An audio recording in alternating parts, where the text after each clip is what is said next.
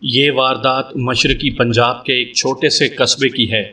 قصبہ تو چھوٹا سا تھا لیکن یہاں آڑت کی بہت بڑی منڈی تھی اور یہ مین لائن کا ریلوے اسٹیشن بھی تھا۔ یہ منڈی اناج کی اور دالوں وغیرہ کی تھی۔ مسلمان آڑتی شاید ہی کوئی ہوگا۔ ہندو آڑتی تھے اور ان کے بعد سکھ آڑتی۔ ایک صبح تھانے میں اطلاع آئی کہ ایک سکھ آڑتی کے گھر نقب لگی ہے۔ اطلاع لانے والا سکھ خود تھا اور اس کے ساتھ اس کا بڑا بیٹا اور قصبے کا نمبردار بھی تھا۔ آپ وارداتوں اور ان کی تفتیشوں کی جو کہانیاں سنتے رہتے ہیں ان میں آپ نے نقب زنی کی بابت سنا ہوگا۔ ڈاکہ زنی تو آپ جانتے ہیں کہ ڈاکو گھر میں کسی طرح داخل ہو جاتے ہیں اور اپنے طریقے سے لوٹ کر چلے جاتے ہیں۔ آج کل نقب زنی ہوتی ہی نہیں کیونکہ اب ڈکیتی کے طریقے اور انداز بالکل ہی بدل گئے ہیں۔ شہروں میں ڈکیتی کی وارداتیں جس طرح ہو رہی ہیں وہ میرے بیان کی ضرورت نہیں ہے۔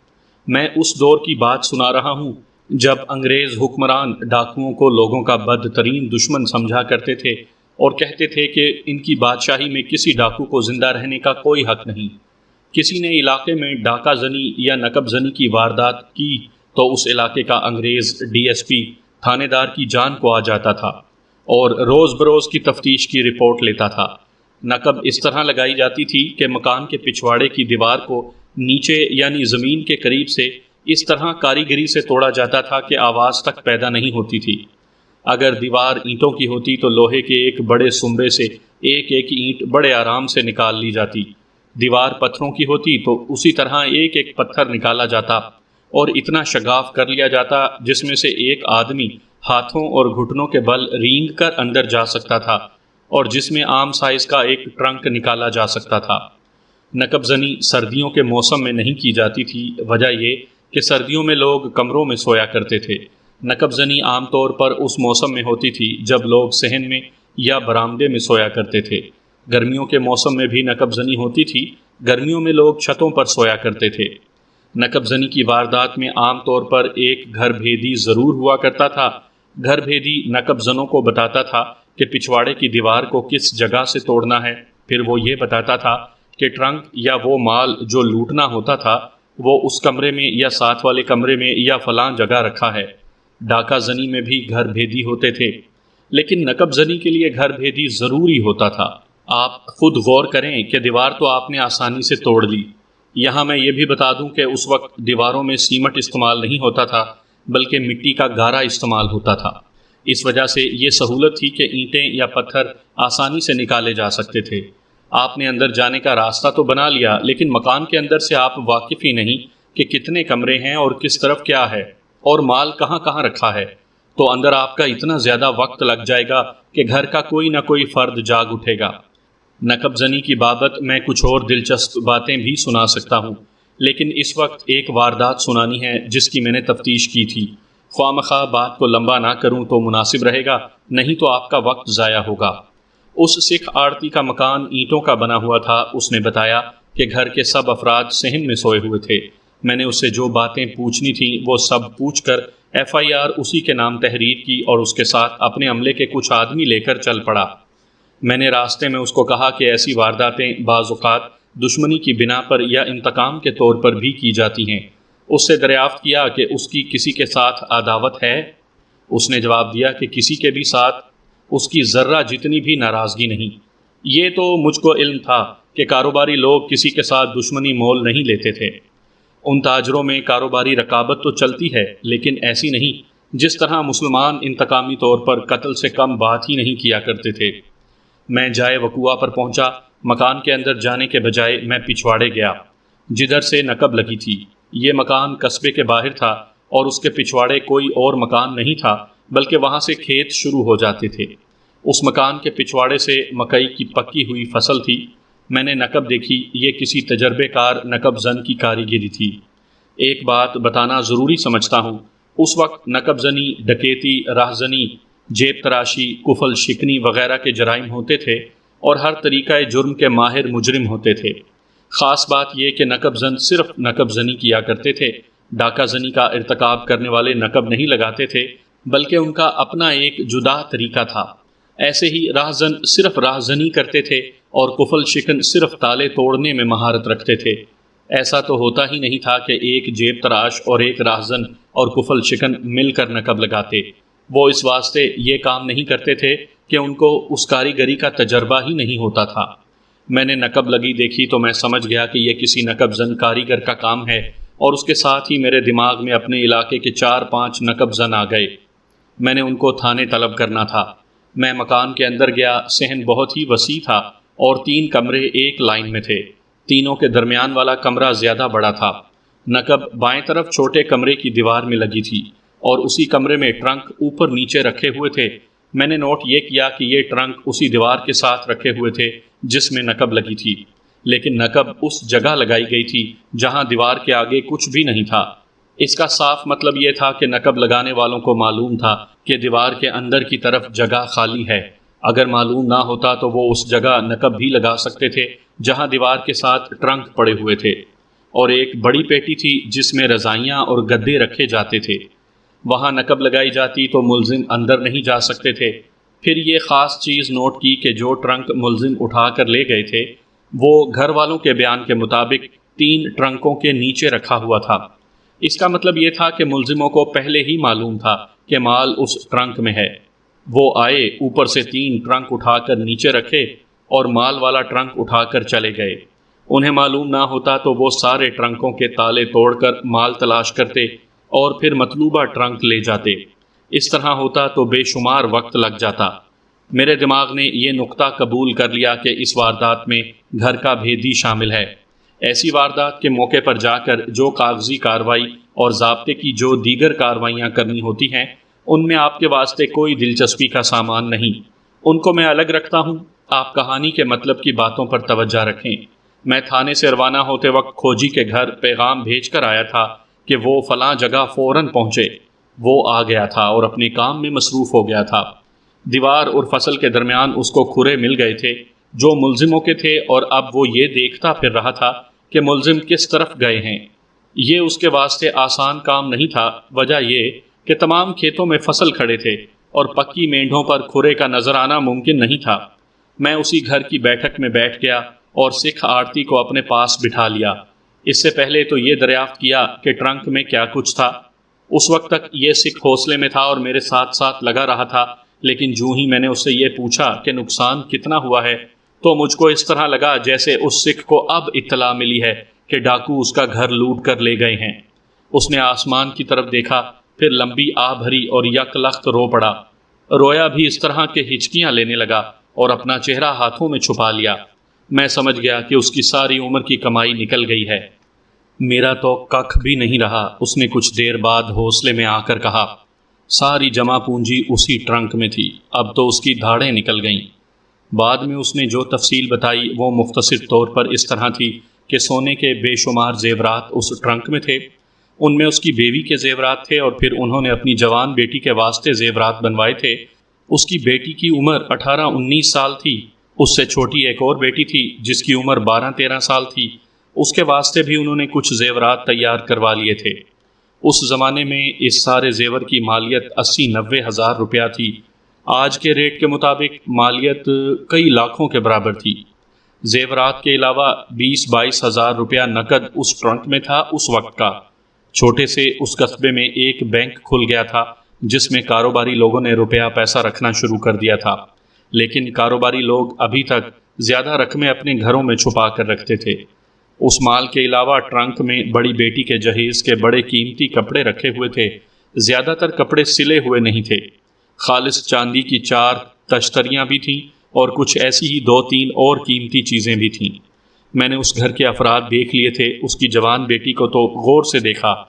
سکھ خود اور اس کی بیوی تو آٹے کی بھری ہوئی 2.5 من کی بوریوں جیسے تھے، لیکن ان کی یہ بیٹی جس کا نام کلونت کور تھا، صحیح معنوں میں خوبصورت لڑکی تھی، جسم ایسا جیسا کسی ایتھلیٹ کا ہوتا ہے، دیکھنے کو دل کرتا تھا۔ گردن بھی لمبوتری، چہرے کے نین نقش تو اور ہی زیادہ اچھے، اور رنگ بھی گورا تھا۔ سکھ نے جس کو اپنی نوکرانی کہا تھا، میں اس کو بھی اس کی بیٹی سمجھا تھا۔ وجہ یہ کہ وہ کوئی زیادہ خوبصورت تو نہیں تھی، لیکن ایسی ویسی صورت والی بھی نہیں تھی کہ اس کو کوئی اچھی طرح دیکھنا ہی نہ چاہتا۔ اس کا قد کاٹ کلونت کور سے ملتا جلتا تھا، رنگ بھی صاف اور نکھرا ہوا تھا۔ اور اس نے جو کپڑے پہنے ہوئے تھے وہ نوکرانیوں والے نہیں تھے بلکہ گھر کی بیٹیوں جیسے تھے۔ ذرا بھی شک نہیں ہوتا تھا کہ یہ نوکرانی ہے۔ میں ان لڑکیوں کو خوبصورت اور جوان ہونے کے واسطے نہیں دیکھ رہا تھا بلکہ تفتیشی نظروں سے ان کو جانچ اور پرکھ رہا تھا۔ سکھ آڑتی سے میں نے اس نوکرانی کی بابت پوچھا کہ یہ وفاداری اور اعتباری کے لحاظ سے کیسی ہے۔ سکھ نے کہا کہ بہت دیانتدار اور وفادار نوکرانی ہے، اس گھر میں اس کو گھر کی لڑکی جیسا درجہ حاصل ہے۔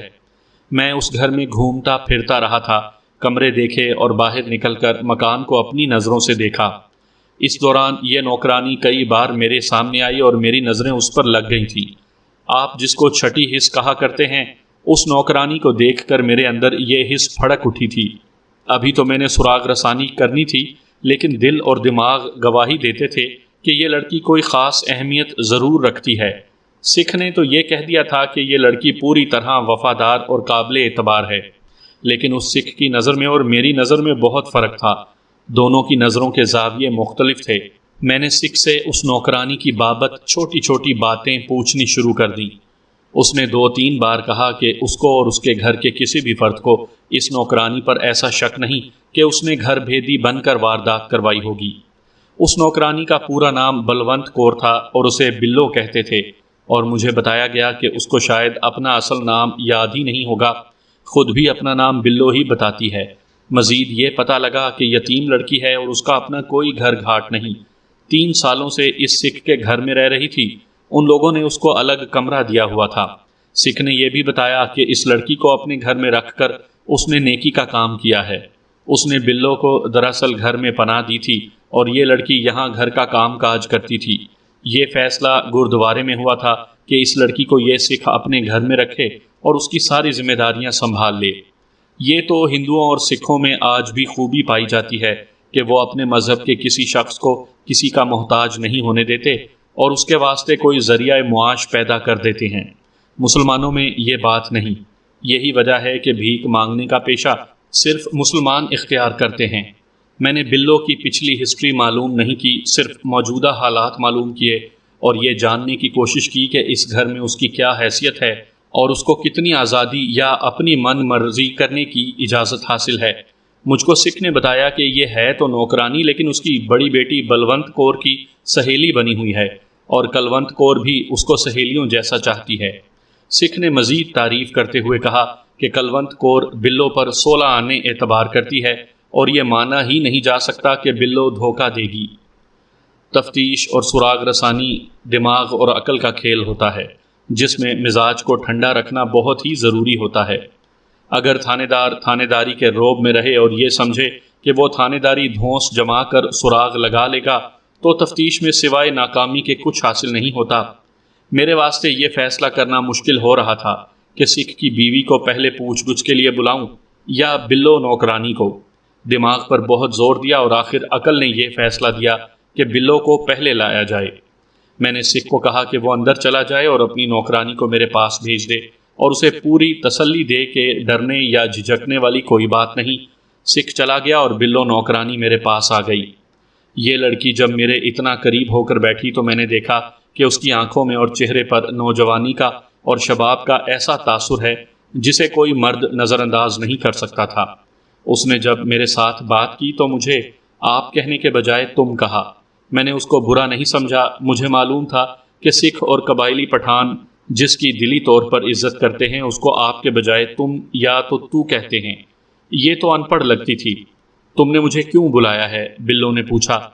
مجھ کو یہ توقع تو تھی کہ یہ لڑکی ڈری ہوئی ہوگی اور میں ایک ایک بات کئی بار دہراؤں گا تو یہ ڈرتے ڈرتے ادھورا سا جواب دے گی، لیکن اس نے ایسی جرأت مندی سے بات کی جیسے مجھے پہلے سے جانتی ہے اور ہم کئی بار ملے ہیں۔ آپ شاید یقین نہیں کریں گے کہ ڈر یا گھبراہٹ کے بجائے اس کے انداز میں بے تکلفی اور شگفتگی تھی۔ میں نے فوراً سوچ لیا کہ اس کو یہ تاثر دینا ہی نہیں کہ میں ایک تھانے دار ہوں اور ایک شبے کی بنا اس کو شامل تفتیش کیا ہے۔ اس نے نڈر ہو کر پوچھا کہ میں نے اس کو کیوں بلایا ہے، تو میں نے سوچ لیا کہ اس کے ساتھ بے تکلف دوستوں والا رویہ رکھوں گا۔ تم کو کچھ سوچ کر بلایا ہے، میں نے مسکراتے ہوئے کہا۔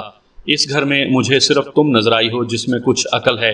مجھے پوری امید ہے کہ تم ہر بات ٹھیک ٹھیک بتاؤ گی۔ کیوں نہیں بتاؤں گی؟ بلو نے کہا۔ تم پوچھو تو صحیح کیا پوچھنا ہے۔ میں نے دیکھا کہ وہ پہلے سے زیادہ کھل اٹھی تھی۔ عموماً یہ غلطی کی جاتی ہے کہ اس قسم کے مشتبوں کو ڈرایا دھمکایا جاتا ہے، لیکن میں نے اس لڑکی کو ہنستا کھیلتا رکھنا زیادہ اچھا سمجھا۔ تعریف اور خوش آمد، جسے ڈپلومیسی بھی کہتے ہیں، اکثر بڑا کامیاب حربہ ثابت ہوتا ہے۔ میں نے بلو کے ساتھ کچھ اور باتیں کی اور اس کی نوجوانی اور خوبصورتی کی بھی خوب تعریفیں کر ڈالی۔ میرا انداز بے تکلف دوستوں جیسا تھا۔ میں اپنے اس رویے کے اثرات اس کے چہرے پر اور اس کی حرکتوں میں بھی دیکھ رہا تھا۔ میرا یہ تیر ٹھیک نشانے پر لگا تھا۔ میں نے کہا کہ مجھے افسوس ہے کہ ان بیچاروں کا اتنا زیادہ نقصان ہو گیا۔ ہاں جی، اس نے کہا، نقصان تو بہت ہوا ہے، لیکن ہم کیا کر سکتے ہیں؟ میں نے اس نقصان کی بابت کچھ اور باتیں کی تو میں نے صاف طور پر نوٹ کیا کہ اس لڑکی کو اس نقصان کا کوئی افسوس نہیں۔ اس کے دل میں ذرا سا بھی درد ہوتا تو کچھ تو افسوس کرتی۔ میں یہ معلوم کرنا چاہتا تھا کہ کیا اسے معلوم تھا کہ جو ٹرنک چلا گیا ہے سارا مال اسی میں تھا؟ میں اس پر سیدھا سوال نہیں کرنا چاہتا تھا، بلکہ ہیر پھیر کر بات کرنی تھی۔ گھر والے تمہاری بہت تعریف کرتے ہیں، میں نے کہا۔ کلونت کور کا باپ کہتا ہے کہ اس کی بیٹی تو بلو کو اپنی سہیلی اور سگی بہن سمجھتی ہے۔ سچی بات بتاؤں بلو، تم ہو ہی تعریفوں کے قابل۔ میں تمہیں اس گھر کی نوکرانی سمجھتا ہی نہیں۔ نوکرانیاں تو بڑی گندی اور کچھ اور ہی طرح کی ہوتی ہیں۔ اس طرح میں نے جال بچھانا شروع کر دیا اور زبان کا ایسا جادو چلایا کہ وہ اور ہی زیادہ بے تکلف ہو گئی۔ ایک تو مرتبہ کھل کر ہنسی، حالانکہ جس بات پر وہ ہنسی تھی وہ اتنی زیادہ ہنسنے والی بات نہیں تھی۔ میں نے کچھ تعلیم بھی حاصل کی ہوئی تھی اور کتابیں پڑھنے کا شوق بھی تھا۔ اس کا مجھے یہ فائدہ ملا کہ میں نفسیات کو بھی کچھ یا اپنی ضرورت کے مطابق سمجھ لیا کرتا تھا۔ اس لڑکی کی یہ ہنسی ایک بڑی صاف علامت تھی کہ لڑکی ڈھیلی ہے اور جلدی جال میں آ جائے گی۔ یہ تو میں نے پہلے ہی دیکھ لیا تھا کہ یہ بہت جلدی بے تکلف ہو جانے والی چیز ہے۔ وہ میرے قریب بیٹھی ہوئی تھی۔ میں نے بے تکلفی ذرا اور آگے بڑھانے کے واسطے یہ حرکت کی کہ اس کا ہاتھ اپنے ہاتھ میں لے کر مسلنے لگا اور ساتھ یہ الفاظ کہہ دیے، تمہارے سامنے کلونت کور تو کچھ بھی نہیں۔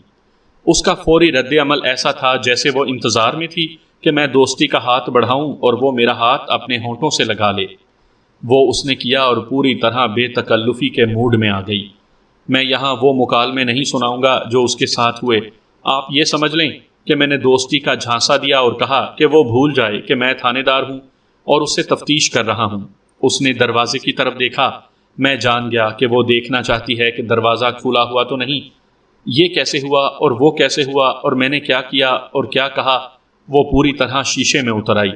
یہ ذرا لمبی بات ہے۔ میں یہ سنانا چاہتا ہوں کہ اس کو شیشے میں اتار کر ایک خاص انداز اور خاص الفاظ استعمال کر کے اس سے بھید لینے لگا۔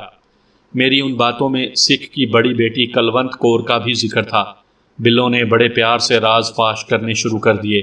سب سے پہلے تو میں معلوم کرنے کی فکر میں تھا کہ بلو کو معلوم تھا یا نہیں کہ جو مال گیا ہے وہ اس ٹرنک میں رکھا ہوا تھا اور یہ ٹرنک 3 ٹرنکوں کے نیچے پڑا ہوا تھا۔ میں نے اس سے ایسی بات پوچھی نہیں تاکہ اس کو کوئی شک نہ ہو۔ میں نے اس کی اور کلونت کور کی دوستانہ بے تکلف کی بات شروع کر دی اور 1-2 مرتبہ کہا کہ بلو، تم ہو ہی دوستی کے قابل۔ اس نے اپنا آپ بتانا شروع کر دیا کہ کلونت کور کے دل کا کوئی راز ایسا نہیں جو اسے معلوم نہ ہو۔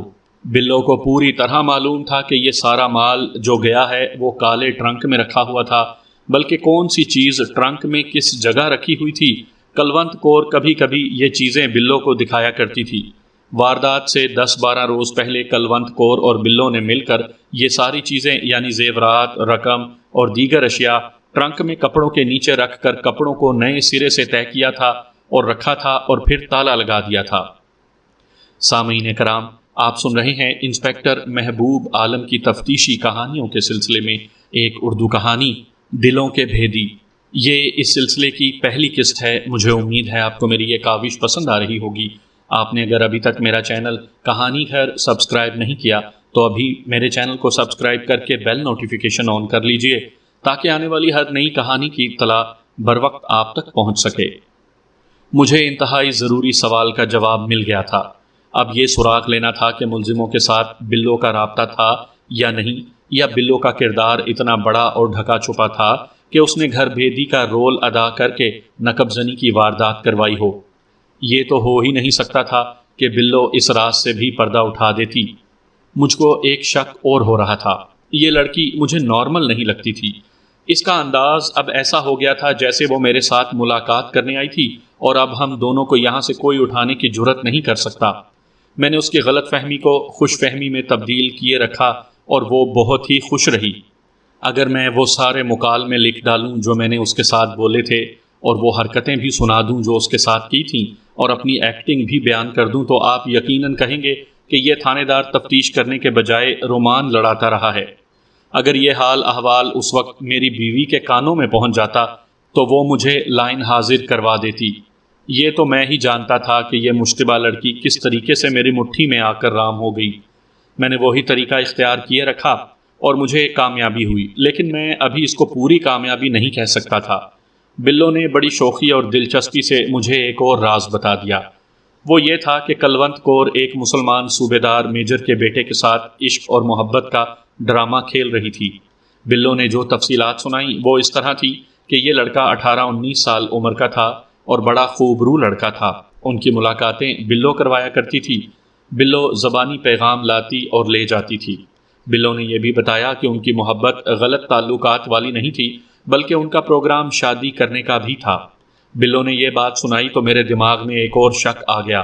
میں نے 2 وارداتیں ڈکیتی کی ایسی دیکھی تھیں جن میں ایک نقب زنی کی تھی۔ تفتیش میں یہ راز کھلا کہ یہ واردات گھر کی اپنی ہی ایک بیٹی نے کروائی تھی۔ وجہ یہ تھی کہ لڑکی ایک لڑکے کے ساتھ محبت کرتی تھی اور شادی کے عہد بھی ہو چکے تھے۔ گھر والوں کو پتہ چل گیا تو انہوں نے لڑکی پر تشدد شروع کر دیا، پھر اس کی شادی کہیں اور طے کر دی۔ لڑکی نے لڑکے کو بتایا اور کہا کہ میرے گھر میں نقب لگواؤ اور مال فلاں جگہ پڑا ہے، نکال کر لے جاؤ، پھر کچھ دنوں بعد گھر سے میں بھاگ آؤں گی اور کہیں دور چلے جائیں گے اور یہ مال ہمارے کام آئے گا۔ ان دونوں وارداتوں کی کہانی یہی تھی، لیکن سراغ مل گیا اور دونوں عاشق اندر ہو گئے۔ مجھے شک ہوا کہ کلونت کور نے خود ہی واردات کروائی ہوگی اور وہ اس صوبے دار میجر کے بیٹے کے ساتھ بھاگنے کا ارادہ رکھتی ہوگی۔ یہ شک دل میں رکھ کر میں نے بلو کو کریدنا شروع کر دیا۔ اس سے بہت سے سوالات پوچھے لیکن یہ ظاہر نہ ہونے دیا کہ میرے دماغ میں کیا ہے۔ اس نے جو جوابات دیے اور باتیں سنائیں وہ اس طرح تھی کہ ماں باپ نے کلونت کور پر کبھی تشدد نہیں کیا تھا، نہ کبھی اس کے ساتھ کوئی غصے سے بولتا تھا۔ اس کے گھر والوں کو تو ابھی پتہ ہی نہیں لگا تھا کہ کلونت کور ایک مسلمان کے محبت میں بندھی ہوئی ہے۔ دوسری بات یہ کہ کلونت کور کی ابھی کہیں بھی شادی طے نہیں ہوئی تھی، ابھی رشتوں کے پیغامات آ رہے تھے اور اس کے ماں باپ نے ابھی کوئی فیصلہ نہیں کیا تھا۔ بلو نے مجھے بتایا کہ کلونت کور کہتی تھی کہ کوئی صاف ستھرا رہنے والا سکھ لڑکا پسند آ گیا تو اس کے ساتھ شادی کر لے گی، اگر لڑکا اس کی پسند کا نہ ہوا تو صوبے دار میجر کے بیٹے کے ساتھ بھاگ جائے گی۔ مطلب یہ کہ ابھی اس نے اس مسلمان لڑکے کے ساتھ بھاگ جانے کا ارادہ بھی پکا نہیں کیا تھا۔ بلو نے جب یہ بات سنائی تو میرے دماغ سے یہ شک نکل گیا کہ واردات کلونت کور نے خود ہی کرائی ہوگی۔ ویسے بھی میں آپ کو بتاتا ہوں کہ ہر لڑکی ایسی نہیں ہوتی کہ اپنے گھر ڈاکہ ڈلوا دے۔ یہ تو وہ لڑکی کر سکتی ہے جس پر اتنا زیادہ ظلم ہوا ہو کہ وہ انتقام کے جذبے سے پاگل ہو گئی ہو۔ ہوش و حواس میں رہنے والی لڑکی ایسا خطرناک اور شرمناک جرم نہیں کیا کرتی۔ اس صوبے دار میجر کا نام تو میں آپ کو بتاؤں گا ہی نہیں، اس کے بیٹے کا اصل نام کچھ اور ہے، لیکن میں امجد بتاؤں گا۔ مجھے معلوم ہے کہ یہ خاندان سن 1947 میں ہجرت کر کے پاکستان میں آ گیا تھا اور بڑی اچھی حیثیت سے آباد ہو گیا تھا۔ اب تو اس خاندان کا شمار ماشاءاللہ زمیندار خاندانوں میں ہوتا ہے، اسی وجہ سے میں نے واردات والے قصبے کا نام بھی نہیں بتایا۔ بلو نے ایک اور بات سنا کر ایک اور ہی شک میرے دل میں ڈال دیا۔ بات یہ تھی کہ امجد اور کلونت کور کی محبت دشمنی میں بدل گئی تھی۔ 1 مہینہ گزر گیا تھا کہ ان میں ان بن ہو گئی تھی۔ بلو نے سنایا کہ کلونت کور کی ایک سہیلی کی شادی تھی اور رات کو کلونت کور نے اس شادی کی ایک اور رسم میں شامل ہونا تھا۔ سہیلی کے ماں باپ امیر لوگ تھے، اس واسطے انہوں نے بے شمار مہمان بلائے ہوئے تھے اور قصبے کے مہمان بھی تھے۔ کلونت کور کو امجد سے ملنے کا بڑا اچھا بہانہ مل گیا۔ اس نے بلو کی زبانی پیغام بھیجا کہ آج رات فلاں وقت کھیتوں میں فلاں جگہ ملنا۔ میں نے پہلے بتایا ہے کہ ان کے محلے کے ساتھ ہی کھیت شروع ہو جاتے تھے اور ان دنوں فصل پوری طرح اونچی ہو گئی تھی۔ بلو امجد کو پیغام دے آئی۔ رات کو بلو بھی کلونت کور کے ساتھ شادی میں شریک ہونے کے واسطے چلی گئی۔ کلونت کور امجد سے ملنے کے واسطے کھیتوں کی طرف نکل گئی۔ بلو کو معلوم تھا کہ وہ 1 گھنٹے سے پہلے واپس نہیں آئے گی، لیکن وہ 15-20 منٹ بعد ہی واپس آ گئی اور آئی بھی غصے کی حالت میں۔ بلو کو یہ شک ہوا کہ آج رات یہ پکڑے گئے ہیں، لیکن بات کچھ اور نکلی۔ میری بات سنو بلو، کلونت کور نے بلو سے کہا، آج کے بعد میری کوئی بات اس حرامزادے امجد تک نہ پہنچانا، نہ اس کی کوئی بات مجھ تک پہنچانا۔ کیوں؟ بلو نے پوچھا۔ لڑائی ہو گئی ہے، سور کا بچہ بدماش ہے۔ کلونت کور نے بلو کو بتایا، میں شادی کی بات کرتی ہوں اور وہ بدماشی پر اتر آیا ہے۔ بات اصل میں جو ہوئی تھی وہ میں اپنے لفظوں میں مختصراً بتا دیتا ہوں۔ اس رات تک ان کی محبت پاکیزہ رہی اور ان کے درمیان رومان چلتا رہا۔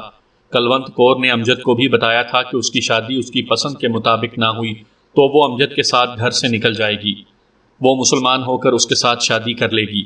اس رات امجد کی نیت بد ہو گئی، لیکن کلونت کور پاک محبت کو ناپاک کرنے پر راضی نہ ہوئی۔ امجد نے دست درازی کی اور پھر زبردستی کی بھی کوشش کی، لیکن کلونت کور اسے گالی گلوچ کر کے اسے پھر کبھی نہ ملنے کا کہہ کر واپس آ گئی۔ اس نے یہ ساری بات غصے کی حالت میں بلو کو سنا ڈالی۔ ایک دو دنوں بعد امجد بلو سے کہیں ملا اور اسے کہا کہ کلونت کور کو کہنا کہ آج رات وہ اسے ضرور ملے۔ بلو نے اس کا جواب دیا کہ کلونت کور اب اس کو کبھی نہیں ملے گی۔ امجد نے بلو کو برا بھلا کہا اور حکم کے لہجے میں کہا کہ کلونت کور تک میرا پیغام پہنچا دینا۔ بلو کو بھی امجد پر غصہ آیا اور اس نے کلونت کور کو بتایا کہ امجد نے کیا کہا ہے اور یہ بھی کہ امجد نے اس کو گالیاں دی ہیں۔ کلونت کور نے بلو کو کہا کہ ابھی جا کر امجد کو یہ بات کہہ دو کہ میں تمہارے منہ پر تھوکتی ہوں اور میری جوتی بھی تم سے ملنے نہیں آئے گی۔ بلو بڑی دلیر اور منہ پھٹ لڑکی تھی، وہ یہی الفاظ امجد کو کہہ آئی اور اپنا تھوڑا سا غصہ بھی نکال آئی۔ امجد نے یہ جواب اپنے پیغام کا سنا تو بلو کو کہا کہ کلونت کور کو کہہ دینا کہ اس نے میری بات نہ مانی تو پچھتائے گی۔ بلو نے امجد کی یہ بات بھی کلونت کور تک پہنچا دی۔ کلونت کور آخر سکھوں کی بیٹی تھی اور سکھ دلیری اور زبان درازی میں مشہور ہیں۔ کلونت کور نے بلو کو کہا کہ اب امجد کہیں سامنے آ جائے تو اسے کہنا کہ میں سکھوں سے تمہاری دونوں ٹانگیں توڑوا دوں گی اور باقی عمر تم بیساکھیوں پر گزارنا۔ اس پیغام میں یہ لفظ بھی کہے کہ اس کو یہ بھی کہنا کہ تمہارے باپ کی صوبے دار میجری میرے باپ کی دولت کے مقابلے میں کچھ بھی نہیں۔ بلو نے یہ پیغام بالکل انہی الفاظ میں امجد تک پہنچا دیا۔ امجد نے کہا کہ کلونت اپنی دولت اور زیور کا روب مجھ پر جماتی ہے، اس کو کہہ دینا کہ میں تمہارا بیڑا غرق کر دوں گا اور تم اس دولت اور زیور کو ڈھونڈتی رہنا جس کا روب دکھاتی ہو۔ بلو نے یہ پیغام کلونت کور تک پہنچا دیا۔ اس کے بعد کلونت کور نے کوئی پیغام نہ بھیجا اور دو تین گالیاں دے کر چپ ہو گئی۔ میں نے جب بلو کی زبانی یہ ساری بات، دونوں کے پیغامات اور پھر امجد کی یہ دھمکی سنی تو بلو سے پوچھا کہ یہ پیغام کتنے دن پہلے گیا تھا۔ بلو نے بتایا کہ 14-15 دن پہلے کی بات ہے۔ میری جگہ کوئی بھی ہوتا تو وہ یہ شک ضرور کرتا کہ یہ واردات امجد نے کروائی تھی۔ ابھی تو میں نے کلونت کور سے بھی پوچھ گچھ کرنی تھی اور اس سے پوچھنا تھا کہ کیا اس نے امجد کو کبھی بتایا تھا کہ اس کے گھر میں اتنے زیادہ زیورات ہیں اور رقم بھی ہے اور دولت فلاں ٹرنک اور فلاں کمرے میں رکھی ہوئی ہے۔ اس سے پہلے میں آپ کو ایک دو باتیں بتاتا ہوں۔ اگر ان کی محبت قائم بھی رہتی تو بھی ان کی شادی نہیں ہو سکتی تھی۔ اس کی وجہ یہ ہے کہ امجد کلونت کور کو ساتھ لے کر کہاں جاتا؟ یہ تو محض جذباتی باتیں تھیں۔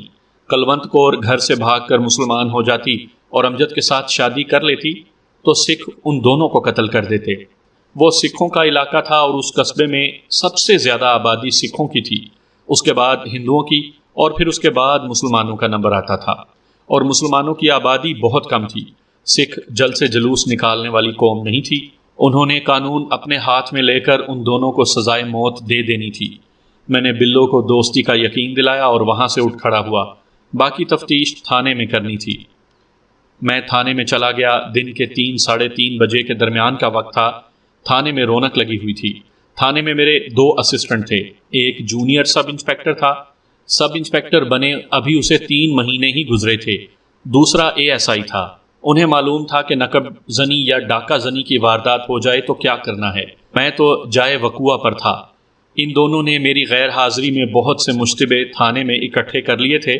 ان میں 3-4 نقب زن تھے، کچھ ڈکیتی کرنے والے تھے اور 2-3 دوسرے جرائم پیشہ تھے۔ ان میں اس قصبے کا رہنے والا ایک ہی آدمی تھا، باقی قصبے کے ارد گرد کے قریب کے دیہات کے آدمی تھے۔ سب انسپیکٹر اور ASI نے ان سب سے پوچھ گچھ شروع کر دی۔ ان لوگوں سے ہمارا طریقہ تفتیش عام مشتبوں سے بالکل الگ تھلگ ہوتا تھا۔ وہ تو ایسا سمجھ لیں کہ ان عادی مجرموں کے ساتھ ہماری قریبی رشتہ داری تھی اور ہم ایک دوسرے کو بہت اچھی طرح سمجھتے تھے۔ ان میں سے جن پر زیادہ شبہ ہوتا تھا ان پر پولیس کا دوسرا طریقہ بڑی بے دردی سے آزمایا جاتا تھا، پھر ان کو ایک دوسرے کے خلاف مخبری پر اکسایا جاتا تھا۔ یہ ایک الگ تماشا ہوتا تھا جو یہاں سنانے کی ضرورت نہیں، پھر کبھی شاید سنا دوں۔ ان لوگوں کے ساتھ ہم بڑی استادیاں کھیلا کرتے تھے۔ ہر تھانے کا مخبری کا ایک بڑا ہی کارآمد نظام لازماً ہوتا تھا۔ بعض تھانے دار اس نظام کو اور زیادہ بہتر بنا لیا کرتے تھے۔ جو ہی کہیں سنگین واردات ہو جاتی تھی، مخبر خود ہی تھانے پہنچ جایا کرتے تھے۔ ان مخبروں میں شہر یا علاقے کے معززین بھی شامل ہوتے تھے جو تھانے دار کو خوش رکھنے کی غرض سے مخبری کیا کرتے تھے۔